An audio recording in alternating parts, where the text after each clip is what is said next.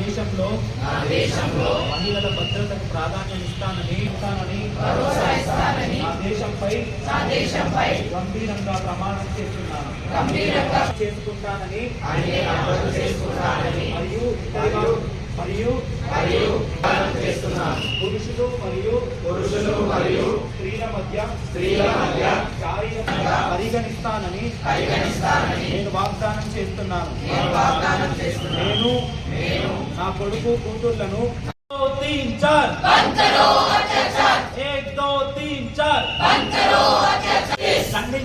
ఖండించాలి. And me family members ఒకవేళ బయట ఉన్నట్లయితే మీ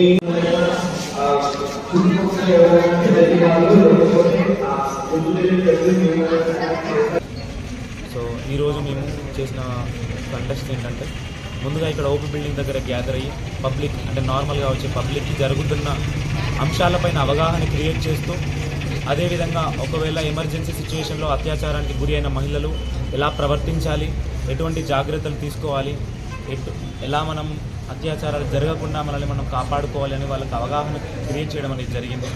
అదేవిధంగా ఒకవేళ పొరపాటున అత్యాచారం జరిగితే సెల్ఫ్ డిఫెన్స్ లాంటి చిన్న చిన్న యాక్టివిటీస్ కూడా ఒక డెమాన్స్ట్రేషన్ తరపుగా వాళ్ళందరికీ ఎక్స్ప్లెయిన్ చేయడం జరిగింది.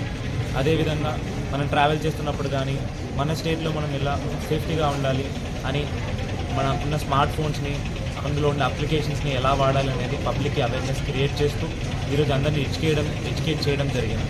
సో అదేవిధంగా ఒక భారతీయుడిగా ప్రతి మహిళ తన జీవితంలో ఎంత ఇంపార్టెంటో, ప్రతి మహిళ తన జీవితంలో ఎన్నో రోల్స్ని ప్లే చేస్తూ ఉంటుంది. సో వాటన్నిటిని గౌరవిస్తూ ఒక వాగ్దానం అయితే చేయడం జరిగింది.